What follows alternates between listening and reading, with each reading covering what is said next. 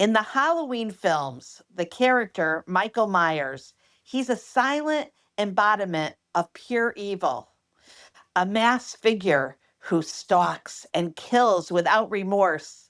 He wears a pale, emotionless rubber mask and dark coveralls, and he lurks in the shadow of suburbia. I can feel it right now. I'm scared. Across decades of sequels, Michael Myers became a symbol of the boogeyman, lurking on Halloween night, impossible to kill, and relentless in his pursuit.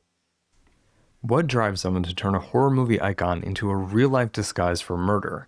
Tonight, we'll examine every angle, from a random stabbing allegedly inspired by a Halloween film, to a double homicide where a dropped mask helped catch a killer, to a drifter who enacted a bloody boogeyman fantasy, and finally, an unsolved Halloween night shooting that left investigators grasping for answers. This is Debate the News True Crime. Let's dive into the timeline. So, our first case takes us to a quiet community center in Florence, South Carolina, just days before Christmas 2020, where a city employee was brutally attacked by a young man seemingly channeling the horror of Michael Myers. The perpetrator, 19-year-old Juan Kavori Crittenden, who later confessed that he had watched a Halloween movie featuring Michael Myers and he felt an urge to kill someone.